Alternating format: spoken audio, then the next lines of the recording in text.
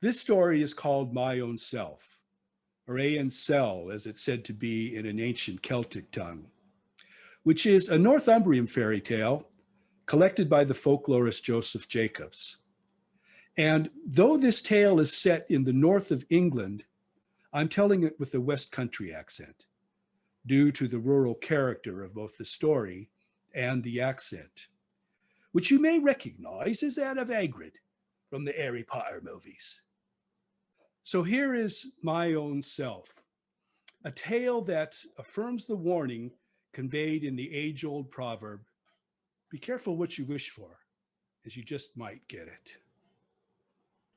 Once, not so long ago, there was a poor widow and her 6-year-old son who lived all alone in a solitary stone cottage at the edge of a glen, miles from the nearest town or neighbor.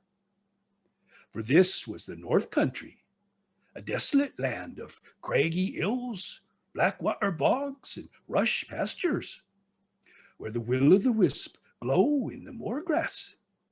And on dark winter nights, so the old ones say, one can see the twinkling fairy lights dance in the glen, while the wee folk call to each other from upon the heath. For on those nights, the widow imagined she could discern their eerie chatter upon the wind. As well, the tiny fairy lights it blew would dance upon her very window-sill. Now, that might sound delightful to you and me in this time, but to those back then, it was a frightful portent, made all the more dreadful for the widow and her son by the absence of any kin or company. So, soon after supper on those nights, the widow would stoke up the fire, then retire a bed straight away and pull the bedclothes up o'er her head, for no one knew what might be about, what mischief might lurk on the other side of the cottage door. And for pity's sake, she cared not to know. But such early repose did not suit her young son. Headstrong from birth, he did not his mother's wishes. Ere, when she called him a bed, he would none the less go right on playing by the fireside, as if he did not hear her. Then, one night, just at the forefront of winter, it was as such. And the widow well knew that this night moorland spirits were bound to be about. For the wind was whistling fiercely with shrill fairy calls, rattled the window panes and tugged at the cottage door. Aya, the widow was betwixt, and could nae make up her mind to go a bed, leaving her young son playing alone by the fireside. So she tried to coax him. My son, she pleaded, won't ye come to bed? For the fairies are about this night. Yet safe you'll stay beneath the covers, for there they cannae see ye. But the boy replied, Nay, nay, I shan't. Yea, though, his mother was sorely fearful to leave him there alone by the fire. Thus she asked him once again, Come ye to bed, my son. Then begged and finally scolded. But each time the boy replied, Nay, nay, and shook his head. When at last she lost all patience with him, and in despair cried out, Well then, me boy, if ye won't come to bed at once, the fairies will surely come this night and fetch ye away. Then what will become of ye? But the boy only laughed, and mocking her replied, Well then, I wish they would, for I would like one to play with. And at that, his mother burst into tears, certain that after such words, something dreadful would happen. But the boy sat unswayed, and he sat defiantly on his stool, his back turned to his mother.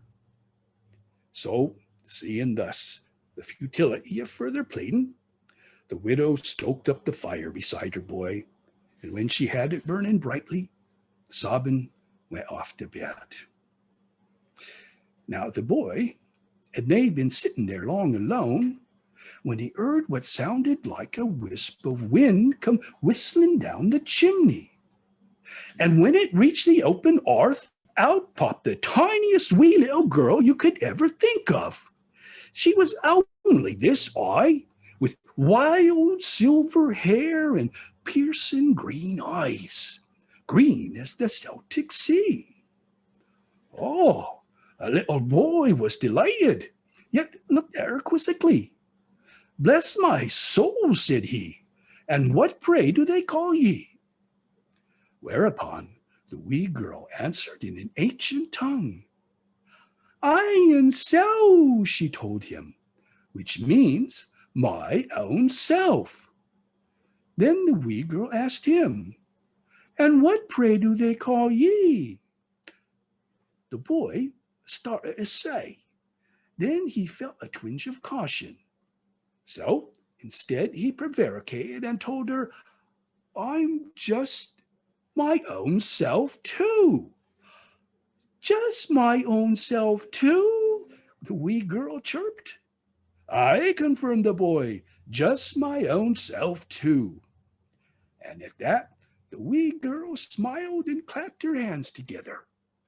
Watch this, she told him, as she scooped up an handful of ash from the fireplace and spat on it, then began to mold it in her hands into the form of a cow.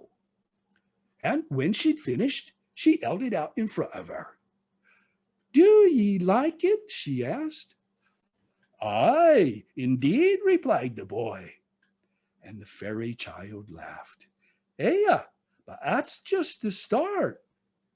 So she waved her hand over the cow, and as she did, it magically came alive, mooing and moving around on the earth as if it was a real live cow. Bless my soul, gasped the boy. And I can do more, bragged the fairy child. So the wee pixie scooped up another handful of ash and spat on it, this time forming the little calf to accompany the mother cow. Then she waved her hand over it as before, and it came alive and moved about on the earth. Then the fairy formed a farm for the mother cow and the calf to live in, and then a man and a woman to run the farm, and then a house and trees and fields and children laughing and playing and moving and talking all properly as real miniature people. And so the play went on for several hours until the fire burned down and the light upon the earth began to fade. So the boy grabbed a stick in order to stir the glowing embers back up to make them blaze, when out dropped one of the red-hot cinders, and perchance where should it fall but upon the fairy child's tiny foot. Oh, she squealed, my foot, look what you've done, you've burnt my foot.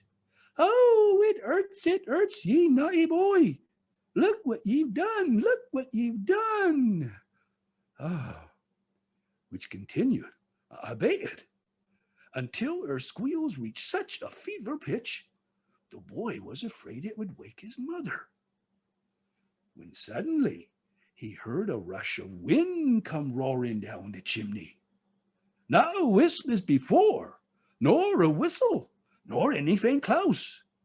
And gauging that what might be coming would not be tiny, nor friendly, nor come into play, the boy bolted from his stool and ran swiftly to his bed, where he dove beneath the blankets in a desperate bid to hide himself. Whereupon he heard a voice coming from inside the chimney. Not a tiny voice, nor childish, nor timid, but craggy and shrill and formidable. Who's there? The voice demanded. And what's wrong? Oh, it's my own self too, sobbed the wee pixie, and me foot, it's burnt sore. Burnt sore, ye say?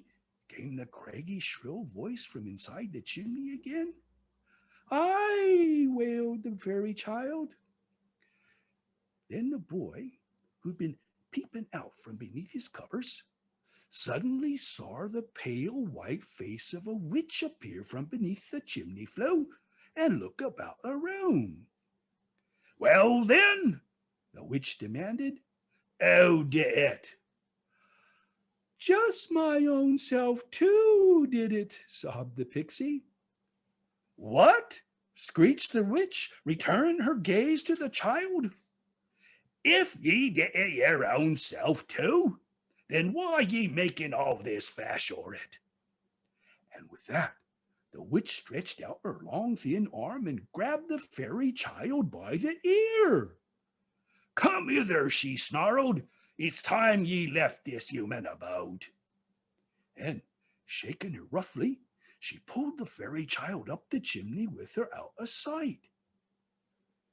Now, the boy had watched all this, peeping through a peephole he'd fashioned beneath his covers, and trembling, slept not a wink, for fear that the witch should return and snatch him up too.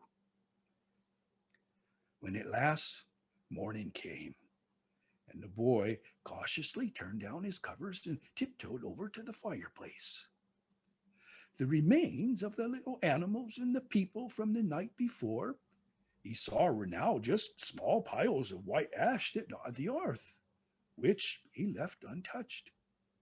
Then he went to eat his breakfast and set about his chores. Well, at night, his mother took notice that he'd been uncommonly well behaved the entire day, did whate'er she asked of him, including, to her surprise, going to bed after supper without hesitation or complaint. At long last, she thought to herself, he's taken a turn for the better. But it was nae so, only that he knew he might not get off so easy next time. A fairy comes to play.